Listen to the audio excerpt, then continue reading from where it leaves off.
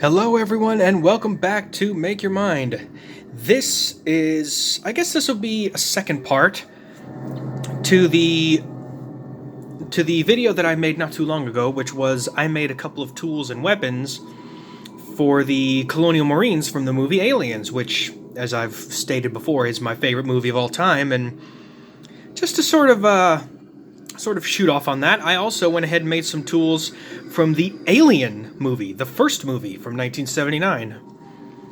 And then just to one-up that, I decided to also make a couple of tools from Alien Isolation, the game, which for me anyway is one of my absolute favorite games of all time. Although I've never beaten it, I got stuck towards the end because it gets so difficult at the end. But and honestly, pants-crappingly terrifying for me. But I went ahead and used some of my clay, and I made some tools from both Alien and Alien Isolation. So with that, let's begin. So in Alien Isolation, when you first enter Sebastopol Station as Amanda Ripley, you find this orange thing that's keeping the doors locked, and you got to figure out how to open it. And you eventually find someone who's on the ground who had been taken out by the alien, and he had one of these in his hand. This is a maintenance jack tool. It has a barb on this end, a hammer, and a wrench, so that you can both use it as a melee weapon and also use it in order to unlock or lock maintenance jacks that are meant to hold doors locked. You can actually unhook them and remove them, or if they're in place, you can turn them and lock them. So that's the maintenance jack tool. Now the next tool you receive a little bit later in the game, and this is so you can actually access different doors and actually be able to hack into different pieces of equipment. You're not supposed to have one of these on the ship, but it's pretty good that you have it anyway, and it's this. The Security Access Tuner.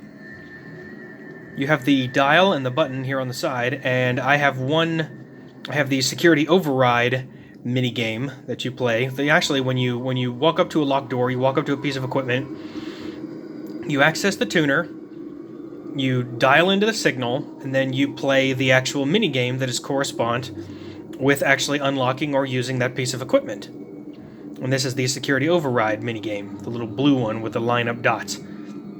So there's the Security Access Tuner, which this tool is really, really cool.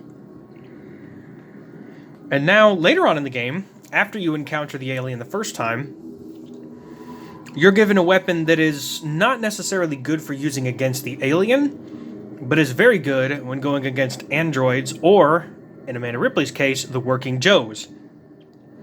And that's this. The cattle prod.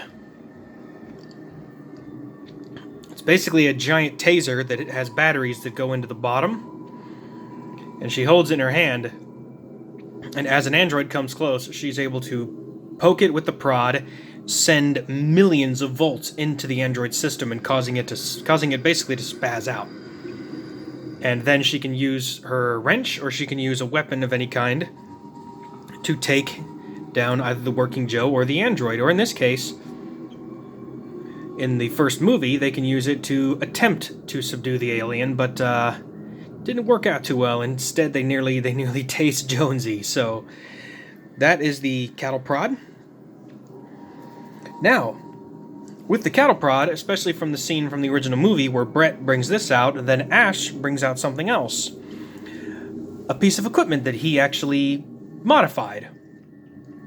And what it is it's a tracking device that actually adjusts and monitors micro changes in air density, which is the very first motion tracker. This thing took me a while, I have to admit. I tried to get as much detail as I could. I got the grates on this side, the little boxes here, the wires, the multiple sensors, the cord. The toughest, though, definitely was to get the switchgear. Like, I got the little lights in there, the dial, a couple of buttons, and then there's the tiny screen. In the movie, Lambert actually points this into the air vents when Dallas is trying to draw out the alien, and she's able to see the contacts. There's one contact for Dallas and the other contact for the alien. It also has this little like, it looks like a reticle. This was the very first alien tracker, or the very first motion tracker. And that was when it was on the Nostromo, but on the Sevastopol station, you're given a motion tracker as well. And it's a little bit smaller, and it's also a little bit more accurate. And it looks like this. As you can see, I got the dials here. It has the tiny screen. I got the battery pack back here with a button. Got the cable providing the power feed, the on switch, the different dials, and then the screen itself, where you point the motion tracker out, you have your position, and then the position of whatever contact that you see, which in this case could be the alien. Got the little dot right in there. You see that? You just got to be so careful.